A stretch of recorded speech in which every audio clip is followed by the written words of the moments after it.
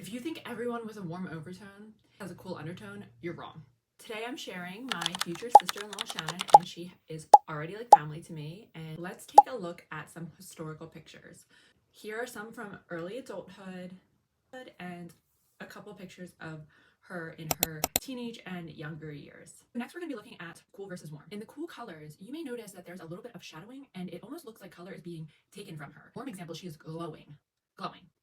While most people with warm overtones similar to hers that I've analyzed have had a cool undertone, it is not always the case. I like to think about it this way. Okay, so in the cool, she looks like she is losing a little bit of color.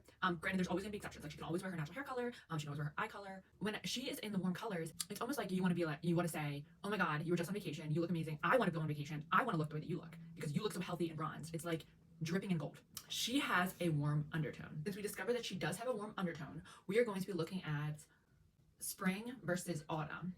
Spring versus the autumn, you'll see that spring has nothing to do with her aside from the warm undertone. So you see the color first, she looks separate than the color in the spring, and she is getting enhanced by the autumn colors. She's being enriched by the autumn colors. Next, we're looking at the flows of autumn.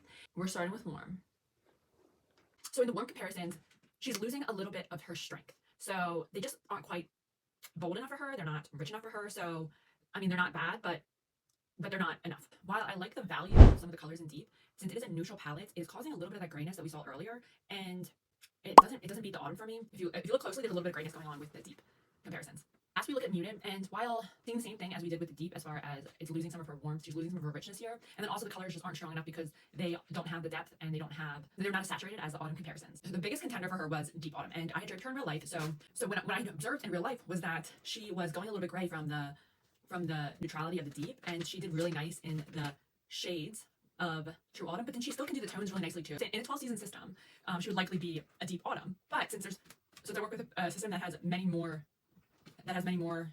parameters, the true autumn palette is warm and deep, and it has the tones and it has shades, and she does really beautifully in that. And she is my future sister-in-law, so I had done a little bit of makeup on her because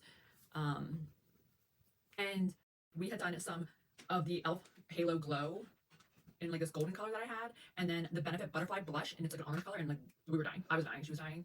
She looked ridiculous. Like she looked like she was dripping in gold, and there's no other way to put it. Dripping in gold. So please don't assume that everyone with a warm overtone is served best by wearing complementary colors. She is enriched by her warm colors. Thanks so much for watching, and thank you to Shannon for allowing me to share her pictures.